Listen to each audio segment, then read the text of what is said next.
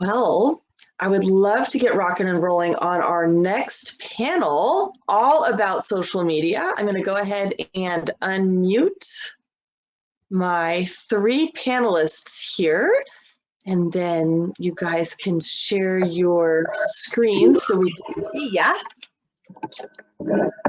Hi. Hi. This is Heather popping on.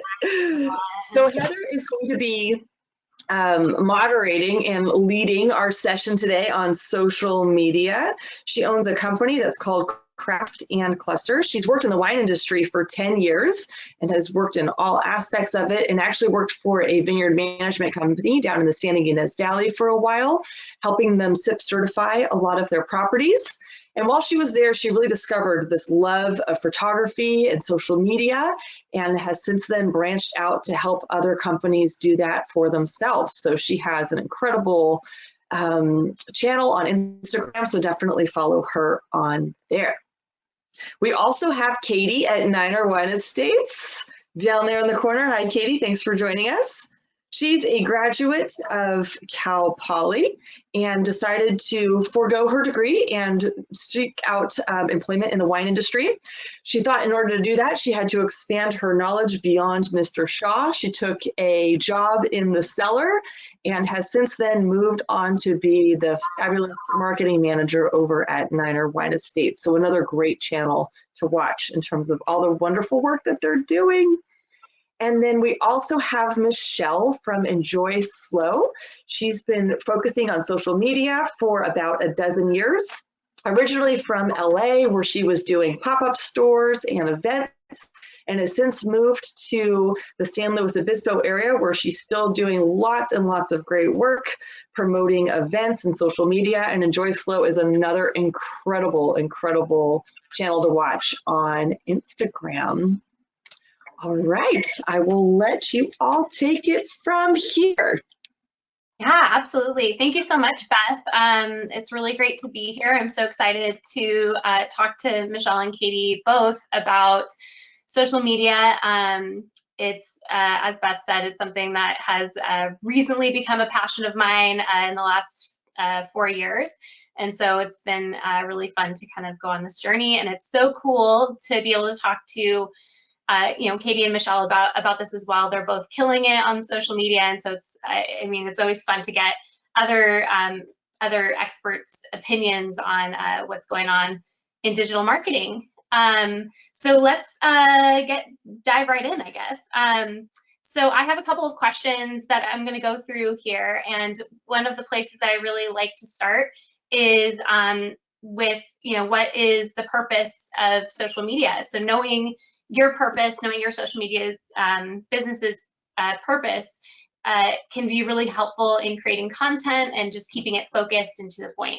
So I'm going to start with Katie, and then Michelle will ask you as well. But what was the original purpose of your social media, and how has that changed amidst this outbreak with COVID-19?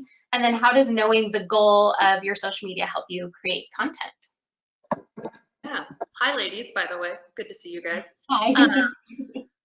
Yeah, I think our goal isn't anything super original. It's probably what a lot of you guys are doing. It's to tell stories, right? And to tell stories about our brand. And that can range. Sometimes it's selling, sometimes it's informing. Like Beth said, maybe it's a pretty vineyard picture that everyone's sharing right now for Earth Day.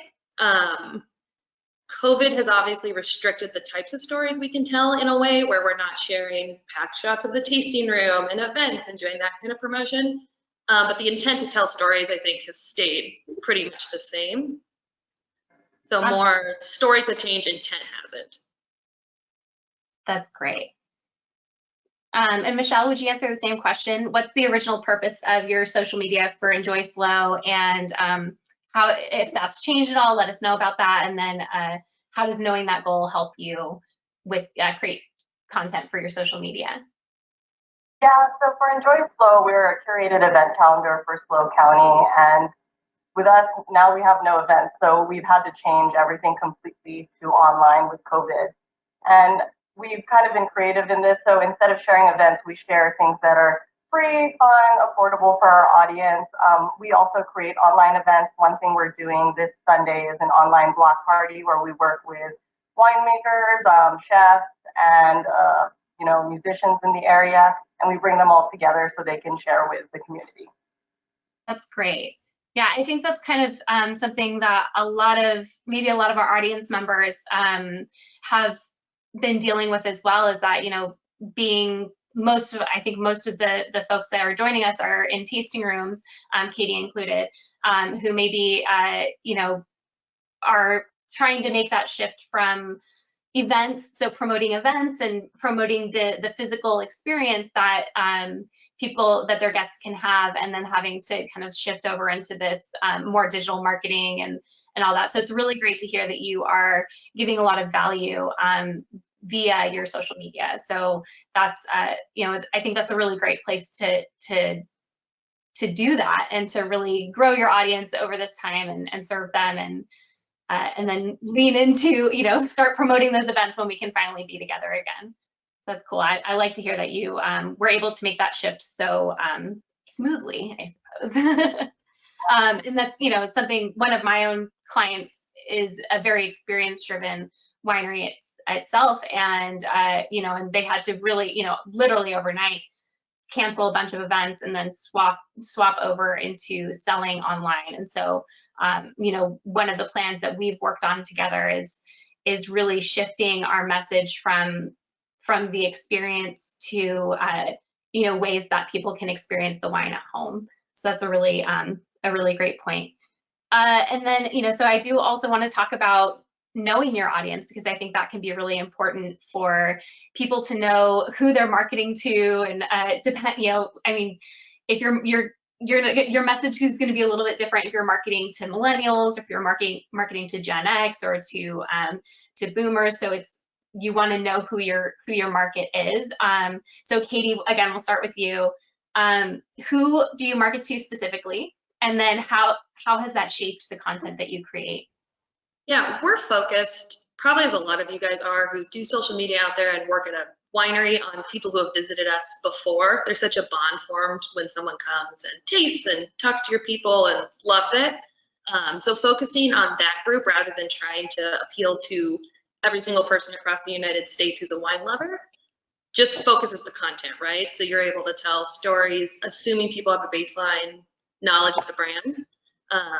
And that is mostly California people, mid-30s, late 50s, if we want to get specific. That's not super specific, but that's kind of who we're targeting, that group who's visited us and kind of wants to learn more and is engaged enough to follow us. So it's nice to limit that scope a little bit and not be overwhelmed by the amount of things you need to talk about and appeal to.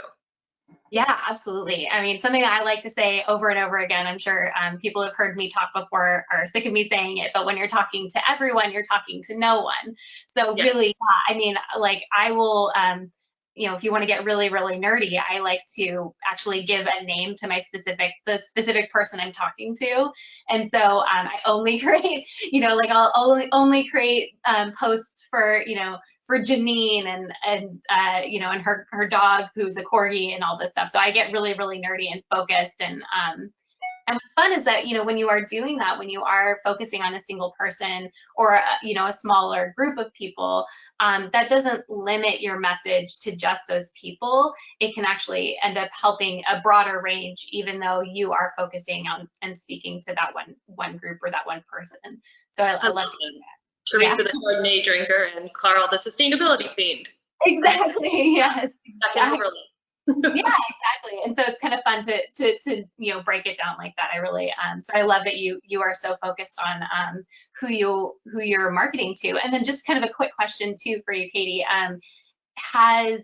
Since you are, you say that you're focusing on people who have visited you before, has that shifted? Has your goal shifted a little bit? Now that, with the situation that we're in, are you trying to reach out to more people, or are you trying to focus just more on serving the audience that you have and the people who love and know and trust you right now? Sorry, we're mostly, cute. You know how to make a webinar great, Heather. Bring it on. We are still mostly focused on people who have visited us. It's kind of funny because I've seen engagement and likes go up because I think we're all at home scrolling. So that hasn't been a focus, but it's been a weird fringe benefit. Yeah. And we're still just mostly focused right now on club members, and we're in the middle of a club shipment, as I think many of you probably have been in the last month. So that's kind of been our focus. And across social media, like down to email campaigns and everything, that's been kind of the story we've been telling recently. So Yeah. it hasn't really changed, I would say. Okay, cool. Yeah, but you've seen that kind of the growth has been used as like just a fringe benefit of focusing on your audience now. Yep. That's great. And Michelle, same question. Who are you marketing to specifically, and how has that shaped the content that you create for Enjoy Slow? Well, I'm really lucky. So with Enjoy Slow, it is just a broad community of people, and I'm so thankful for them. And it's so interesting. For me, I don't focus on a sale so much. I focus on educating and informing my audience. Yeah. And if anything, I just think it's been a great experience. Even with this pandemic going on, I've learned so much. And what I love about marketing is people kind of think marketing is, oh, you're going to get a coupon or an ad. But for me, marketing is creating connections and building my audience. And I've taken this time to know my audience more, and the audience always speaks to you about what they want. It's very clear what they do and don't want, and I've really embraced that during this time. Yeah, absolutely. Yeah, I mean, creating relationships is just so important, and that is, I mean, that's the biggest point of social media, right? It's meant to be social, so being able to grow and connect and all that is really wonderful. Have you seen your audience kind of your focus on your audience shift at all in this pandemic, or has it been you kind of like Katie, where you've sort of just kind of kept with who your audience is now? If anything, my audience has supported me because I've been quite emotional, and I think we've all been uplifting each other. And if my audience is out there, thank you, because yeah, it's definitely a two-way street for us. Yeah, for sure. Yeah, it's really wonderful that I've really seen that audiences becoming more engaged, like Katie said, and showing their support so much more, and realizing how important that social media and supporting the businesses and organizations that they love as any way they can. And right now, the way they can do that is via social media. So that's really cool. I love hearing that. And that actually kind of leads me into my next point, which is the importance of nurturing your audience, especially now. And I mean, I remember when this all went down, I was receiving a lot of communications from companies that I hadn't heard from in months. In some cases, and it was really overwhelming. And I ended up taking like a week off of just away from social media in general, because I was just getting so much sales and kind of asking for support from companies I hadn't heard from in a really long time. And so my question here is, how have you balanced out your sales pitches with value for your audiences, especially now, so that you're not overwhelming them with sales? Why do you think that balance is important? And then what advice would you give to our audience today who are maybe learning to navigate this nurturing process for the first time? So Katie, we'll start with you again. Yeah, I think our adage the last couple of weeks has been show, not sell, basically. So showing people, giving them a reason to buy more wine. Wine has weirdly been an easy sell right now, just because people are craving that and they want that, and they are drinking everything in their cellars right now. So with that, it's more about educating and telling stories, and everyone's primed to kind of take that next step. So that's been our focus. Mixing up content, Heather, I know this is something you talk about a lot, and it makes much sense. You can't just constantly post about selling. Yeah. So mixing up the content, giving people, we did an aging chart for what wines you can open in your cellar, fun stuff like that, to kind of mix it up has been helpful for us. Yeah, that's great. Yeah, I love that, like educating and giving as much value as possible with an aging aging chart, and I kind of wonder, and again, I'm kind of going a little off of the questions that we had talked about earlier, but have you found that you've been creating more educational content that you maybe wouldn't have thought of before, or was that something that you were kind of planning on sharing anyways? That, I mean, speaking in particular to the aging chart. Oh, big time constraint, honestly, had been the holdup. So social media is a tiny, tiny part of my job.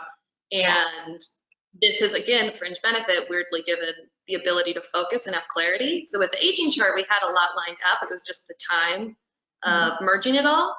So we had it primed in the background, and then it was just spending that final time to get it out there. And just knowing that our club members were sitting out there and emailing us saying, hey, should I open up this 2010 cab? What about the 2012 Syrah? Sending that out was just kind of a no-brainer. But we did finally have the time to bring it to life. Yeah, that's great. Yeah, the gift of time is what we have right now, and that's wonderful. Okay, so Michelle, same question. How have you balanced your sales pitches with value for your audience? And then, why do you think that balance is important? I've definitely focused a lot on nurturing my audience. I think everyone in the industry has suffered in some way or another. And, I have to be really conscientious that people have lost their jobs. They might not be able to spend money. They might not be able to pay for a donation or a class. And I think that's where nurturing really kicks in. And when you're a great nurturer, that's when people remember you. And when things are better, they're going to come to you. And I really have to just say, shout out to Cass Winery. I've just seen them really step up. Every Friday, they cook food for all the industry professionals in this area to support them. And I know that when this is all over, I want to go to Cass and I want to support them. So, and another way that we as social media managers can support our audience, comment, follow. These are our people. Let's all love and, support one another. Yeah, absolutely. Absolutely. Yeah, and I mean, and that's another great, segue into our next topic. I mean, just the supporting each other and all that. So this is something that I like to call, well, we were kind of tossing around some fun names for this section. I like to call it the 3 E's of social media, and we kind of agreed that this was making social easy. So, like we just talked about, people aren't on social media to be sold to. They're on social media for one of 3 reasons: to either engage, be entertained, or to be educated. And I don't really have a question for this per se, but could you guys kind of elaborate a little bit on ways that you have, used these 3 E's in social media marketing? Katie, can you go first?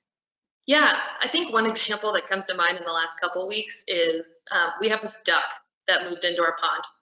And we had a duck naming contest, which sounds ridiculous, but we got so many hilarious entries, mostly from our wine club. And like Michelle said, a lot of people are in dire straits right now, right? Yeah. And there's a lot of stress going on. And that was just a really easy, fun way. You could totally tell people let their guard down. And then they became very invested in the winner, the naming contest, which was James Pond, by the way. James Pond. Amazing. And then we actually sent out some free gifts to those people, the top 3. And that was just a really fun, easy, we were giving to our customers and kind of seeing them all talk even, and use that comment thread as a social outlet was really fun to see. Yeah, absolutely. I mean, I guess a 4th E we could throw in there is escape. People are trying to escape right now. And that's so cute, James. Adorable. I like myself. Well, thank you so much, Katie. What about you, Michelle? What are some ways that you've been using these 3 or 4 E's of social media to serve your audience?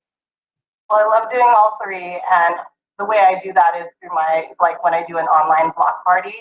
It's people and panelists who are so engaged with the community, and they have such a beautiful message. It just really resonates with our audience. And I think it's a good time to just get away. We sit down, we take all these classes, and, just kind of escape from what's going on right now. Yeah, absolutely. Yeah, and and then those block parties are kind of engaging the social element, the engagement, and it's also entertaining and educational. So you're hitting all of those E's, and that's something that whenever I'm talking to new clients about this particular part of social media, is that if you can hit all of the E's of the 3-4 E's of social media, then you're golden. And so I love that. That's really fun. It's really cool that you're doing those. So I kind of want to shift gears here. And Beth, hopefully you can help me pull up my presentation here. Let me see if I can pull it up myself. It should be switching over to you right now. Oh, you probably just have to say accept. Perfect. Okay. All right. So so we've sort of prepared a little wins, fails, and surprises section here. So measuring the success of your social media strategy is pretty subjective. And some people will, they'll look at engagement. So they'll look at comments, likes, saves, shares, and some will look at website clicks. Sometimes an otherwise cool topic will perform poorly, and sometimes a post will perform surprisingly well. So Katie, we're going to start with you. And we've prepared these slides here. But what is an example of a post you thought would perform well but didn't, and how did you improve upon that? Yeah, so food for us, for those of you who don't know, we're a winery and a restaurant. And while you think food, everyone follows food feeds, right? And we want that. It's been something that's hard to promote, probably because it's oversaturated on your feed. So that first one you can see there, that caption still kind of makes me cringe, but more Friday lunches, less Monday mornings, # bring on the weekend. I stand by that. That's great in its own weird way. But you can see it didn't really resonate. The food looks good, it's all put together, there's some wine. And if you flip, what I found is like giving that context, giving the story behind a food post has proven more. So you could, comments, everything go up. People really want the Brussels sprouts and the sparkling wine when you talk about the story behind it. So that's been a learning curve for us as we try to bring food into our mix. Luckily, the story's there. Like our chef is super excited about stuff and totally willing to talk.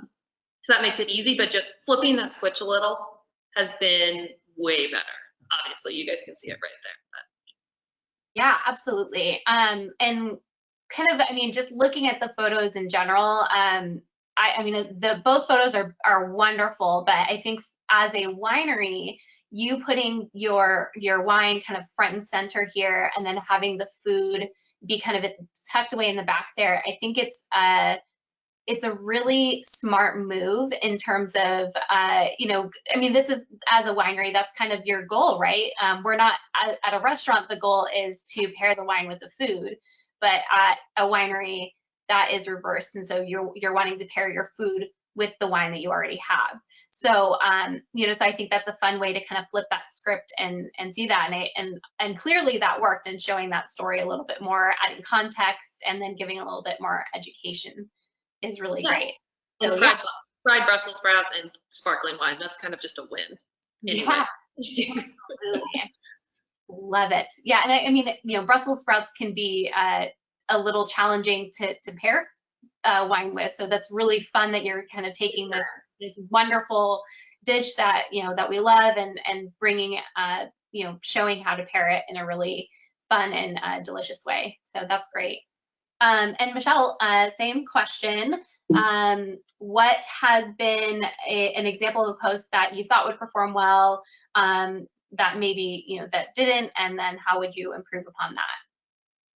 So one of my newest clients is Giovanni's in Morro Bay, and shout out to them. I love them. They're amazing. So I just started with them this April, and I'm getting to know their audience. One particular fail that just recently happened is I have this photo of the quesadilla, and I asked for what's the cheesiest pickup line you've heard? I did not really know this audience, so I got 4 comments on it. I was like, oh gosh, what a fail. But that's part of the learning. You have to know what your audience likes and what they don't like, and listening to them and being like, I will not ask that ever over again. Yeah. And then one of our most successful posts that we've just done is the bread bowl. So the story behind that is when I originally had a salad post scheduled, and then that day it was super rainy, it was cold. I was like, oh man, this post is just gonna tank.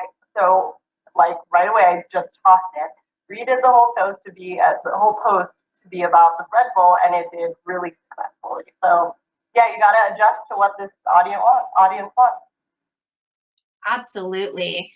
I mean, and that's a great perspective. Kind of seeing, instead of seeing that as a, you know, that cheese, I like the cheesiest pickup line myself, but that is me. I'm not that audience. So, but you know, kind of seeing that as a learning opportunity instead of a failure, and then learning from that, and being so quick to change what your post is based on the weather and kind of meeting your audience where they're at.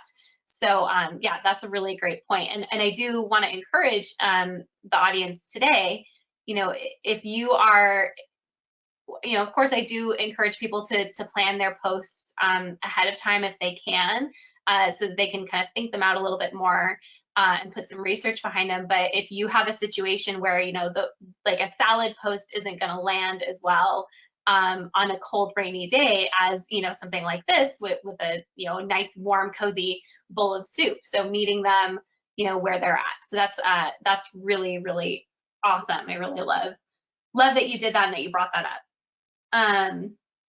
So I can't just like sit back here behind my screen and not post at a failure of mine. A learning experience, Heather, not a failure. Exactly. This is a learning opportunity for me. Brave and Maiden is one of my clients, and they are wonderful people, and it's a beautiful tasting room. If you guys haven't had a chance to get out there, once this whole thing has lifted, then please get out there. It's a gorgeous tasting room, beautiful wine. And yeah, but so I was helping them craft some posts, and you know, we had this post here that's on the left. It had all the earmarks of a post that would traditionally work, and you know, a post that had worked in the past. You know, the image was cool, the caption was educational, it included a call to action, just kind of all the things on my little checklist. But we posted it and it completely flopped. And you know, I was like, what could it be? You know, maybe I posted on a weird time of day, maybe I posted it you know, like, I don't know, maybe the audience just wasn't online, I don't know. But then I went through the previous 3 posts just to kind of see where we were at, and I saw that I had done a hard call to action in every single post, like a salesy type post for like 3. This was the 4th of that series, and the simple fact was that my audience was sick of being sold to. So kind of going back to what we were talking about earlier, where, you know, people aren't on social media to be sold to. And so when you do make the sale, you do need to make sure that you are adding value as much as possible. And so, yeah, so I had forgot that. You know, do as I say, not as I do is one of those. And so what I did was the next time that we were planning on doing a bunch of kind of sales posts because we had to, I threw in this kind of fun whimsy post where, you know, it's a little bit more silly, educational, but a little bit more whimsy and a little less, you know, focused on the sale itself. You know, and then I made sure that I buffered this particular post with a couple of non-salesy, non-call to action posts. And then this call to action in this on the right here was a little softer and a little bit more friendly. So again, you know, meeting your audience, listening to your audience, and making sure that you are aware of their needs and, you know, what they're telling you or not telling you. So I do have another question for you to kind of pull us out of this learning opportunity here. So Katie, do you have any examples of posts that performed well, surprisingly or otherwise? Yes. Oh, yes, we have it here. This was amazing. I mean, so these are club members, you guys can see. They actually made masks out of our wine bags. I actually happened to just be working our drive-through that day, and we know these club members very well. We've known them for a long time. Speaking of nurturing people, and they pulled up, they had actually brought us an extra mask. Oh, and I asked her if she wanted to take a selfie and send it to us to post, and she said, absolutely. I wasn't sure. I mean, we've been taking the COVID stuff seriously, and I haven't wanted to be too flippant about it. Yeah. But this ended up being such a good, I mean, everyone has wine bags at home right now. Yeah. And we posted at a time where everyone was doing the do-it-yourselves and looking for ways to kind of make their own masks, and these guys provided that. So it was just timely. It involved our audience, which was great because it came from them, and it really resonated with people. Absolutely. Yeah, that's I loved this post. I thought it was so cute. The second I saw it, I was like, that is adorable. And it's so and again, yeah, like you said, it's timely. And the fact that, you know, this is a selfie, so this is clearly user generated content, right? And you reposting that is really wonderful. It's supportive of your audience and your clever customers. It's showing off how people can use all of those wine bags that we know you have at home. Everyone, you know, we all have just stacks and stacks of them. And you know, and again, yeah, it's timely. But I do feel like, and that's a great point that you bring this up, because, you know, of course we want to be sensitive to the situation. But, you know, I think this kind of walks that line really, really well, where it's highlighting something that's necessary, you know, wearing a mask and being safe, but also kind of being a little lighter about it, instead of being all doom and gloom all the time. So it's okay for, I do want to encourage the audience, it's okay to kind of have these lighter moments, as long as your tone and your messaging is you know, sensitive to the situation. So that's great. I really love seeing that. And Deborah, who's in this video or in this picture, had a really fun time doing it too. We were texting about which selfie we should post and which one should look better in, sunglasses on, sunglasses off. So that was fun in and of itself, just to talk to her in that way when they're normally in the tasting room, we can kind of talk to them in person. So Yeah. on a micro marketing level, that was really fun for us. Absolutely. And, you know, and I think that's a really great way to be so supportive of your wine club members, right? Is, you know, is selling to them personally, especially now. I mean, again, going back to those 3 E's of social media, engaging, you know, being social and reaching out to them and chatting with them, since we can't chat with them in person. It's really great that you took that extra time and step to really nurture that particular wine club member. It really speaks very highly of Niner as a company, and then, you know, of course, the way that you treat your wine club members. It's really important. So I love seeing that. Thank you so much, Katie. Michelle, same thing. Did you have a post that performed really, really well, you know, surprisingly, or just otherwise, and how did you make that happen? So I think from all my years of doing this, a lot of it, I've just learned so much, so I kind of can already foresee what's going to do well, what doesn't. And one of my favorite successes is this Contour Airlines giveaway. It literally was every part of my creative brain to create this promotion. First of all, we were going to hit about 10,000 followers at the time. And what was great was I was also really into going to Las Vegas and I saw Contour Airlines had a flight. I did not know anything about it, and that really resonated. I was like, wow, the community needs to know that they don't have to drive to Santa Maria to go to Vegas anymore. So I reached out to them and I said, hey, like, do you guys want to like team up? And they're like, heck yeah. So we ended up coming up with this promotion together. But what people didn't know is we approached 10K way faster than we expected. So I had to rush to get content. I had to get that approved by the branding team, create a video, and I smushed it into like 7 days of work.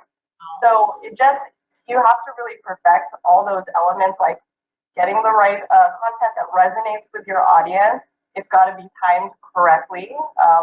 The call to action needs to be really clear. And we did that with this post.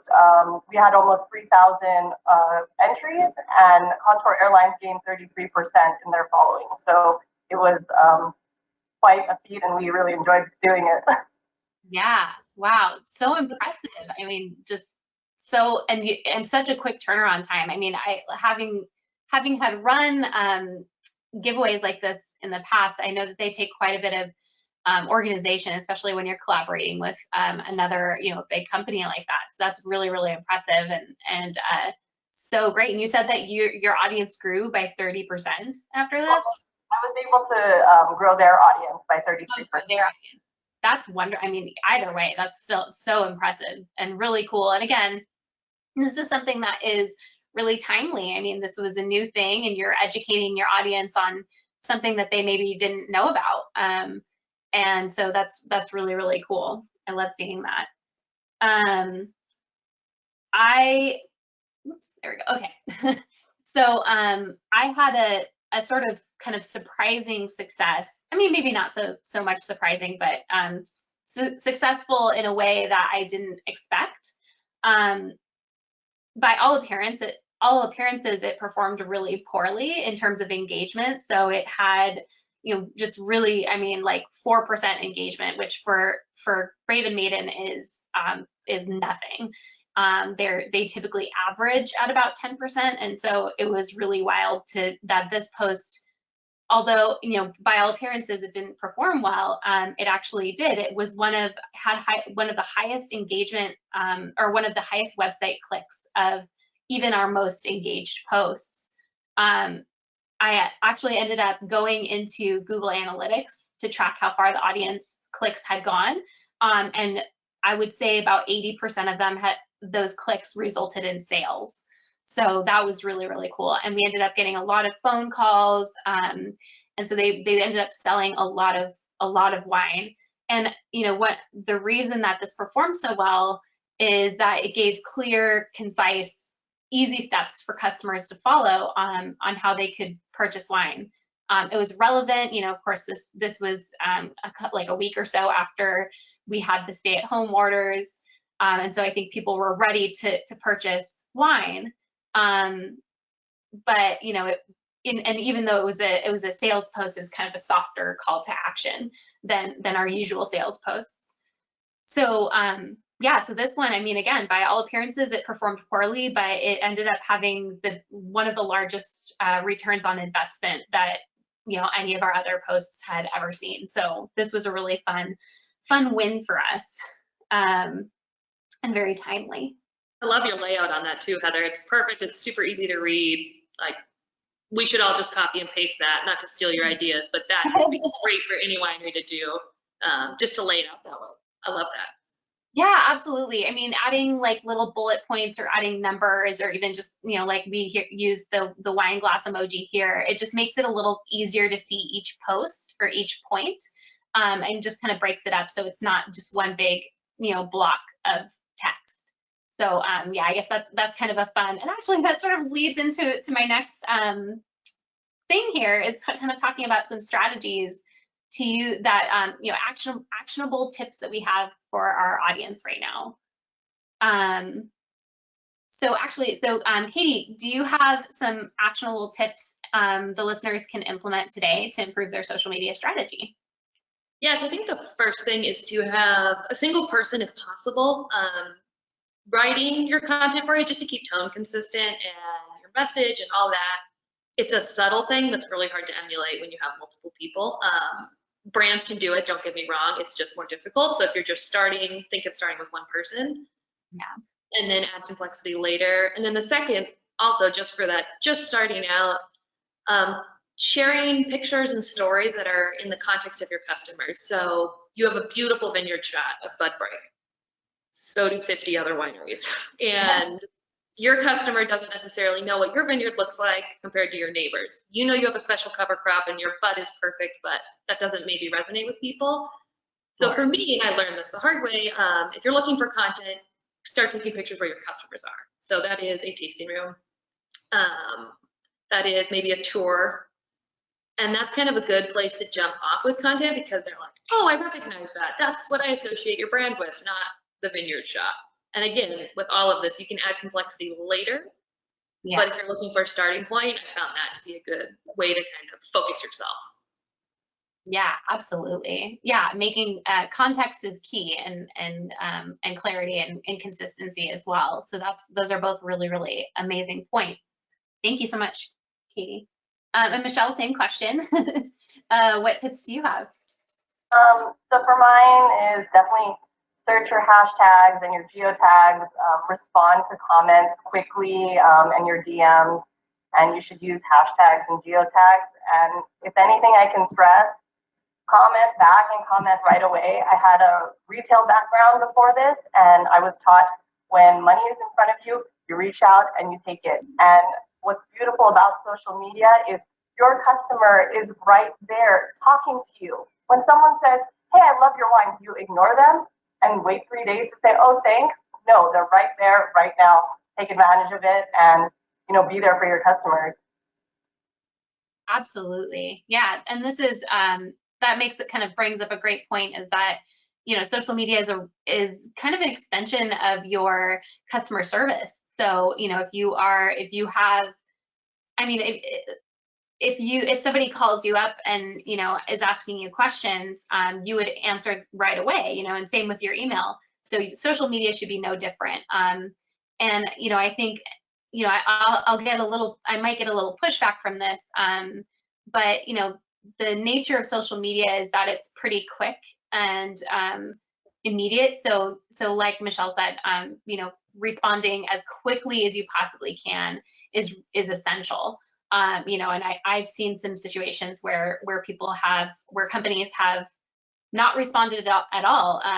Thinking of one off the top of my head right now, which of course I won't name, but not responding and really just it's essential that you are communicating with your clients, because they're going out of their way to maybe tag you in a post or essentially give you free advertising. So reciprocating in some way, and then also, like you said, Michelle, reaching out and to them immediately when they are thinking of you, when you're front of mind, and and basically asking for the sale in a soft way. That's a really great point.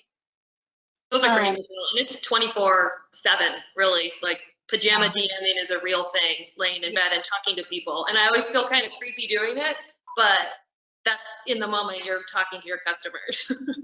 Oh, absolutely. Yeah.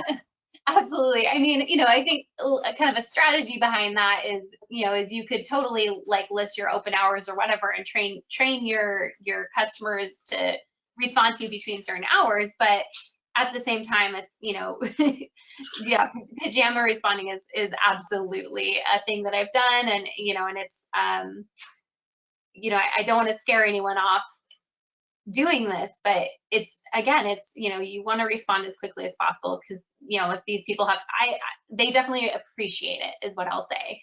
Is I've responded to someone who had, they were having an issue with a shipment, and they were like, we need to, like, we're only going to be able to come up tomorrow, and we need to get a hold of, no one's answering the phone, and this and that. And so I was able to, jump into the DMs and say, hey, we're only open from these hours to these hours, but let me help you with that, so that when you come up, it's all ready to go. So yeah, and they definitely, they're like, oh, thank you so much, and they're impressed by it as well.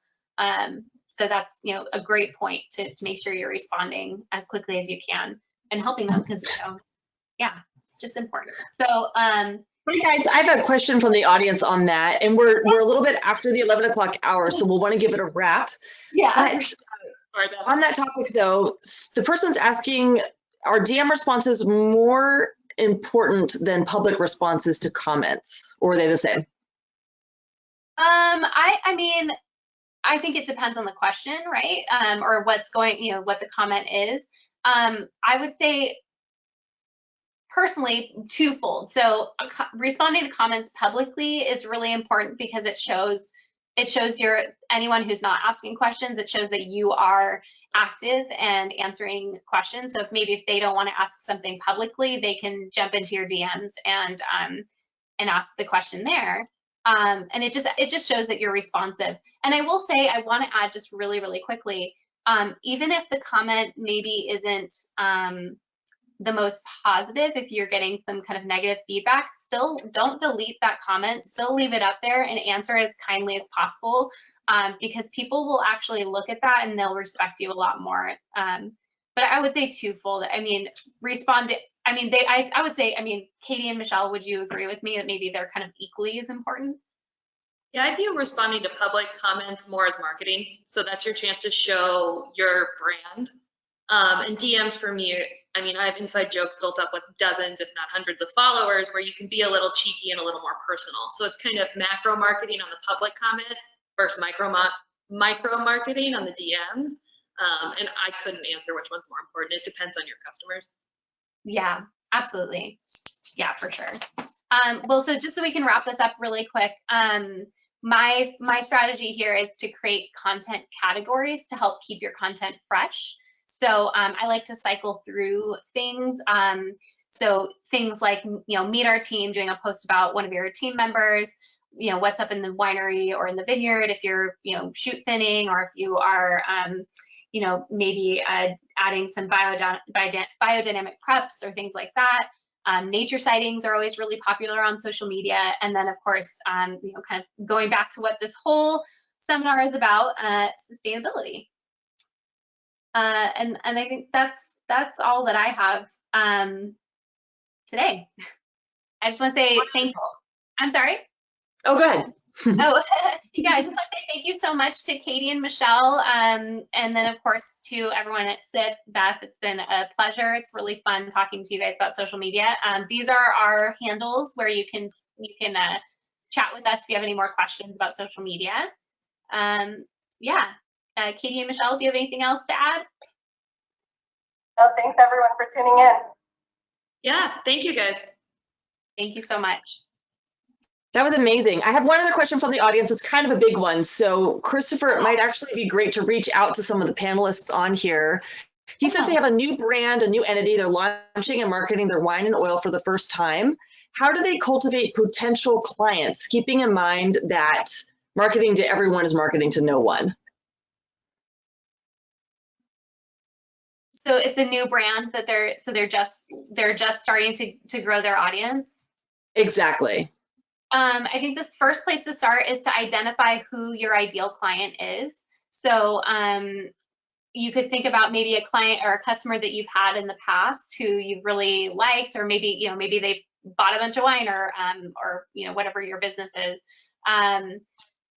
Think about them and really think about what they need to hear and what they need to know anytime you make a post. That's always where I like to start, is just identify your audience and then market only to them.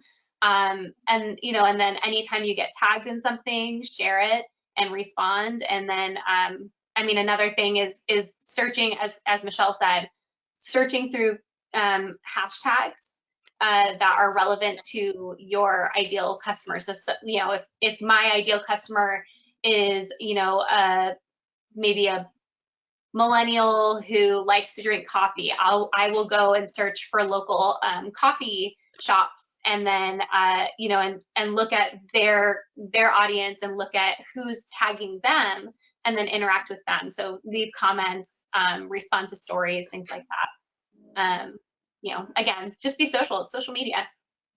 And I would say too, quickly, to leverage the industry folks around you. Like if you don't have customers yet, other wineries want to know about you, and that's a pretty easy way to get up engagement. And there's this weird thing that happens: the more followers you have, the easier it is to get followers because you look more legit. So you kind of want, if you're brand new and you have no customer data, to like design some really creepy ad sets. Follow industry people around you. Follow us. We'll like you and kind of build up that following. That's something I did when we first started our channels. That worked. Yeah, absolutely. I would share on those Facebook groups. There's a lot of great groups that are for advertising, and share your story and you can get followers through there. Yeah, absolutely. Wonderful. Yeah, I hope that helped. Yeah, that was amazing. Thank you, all of you, for your fabulous information, and everyone on board. You should definitely follow them on their social media channels and get in contact with them if you have any more questions.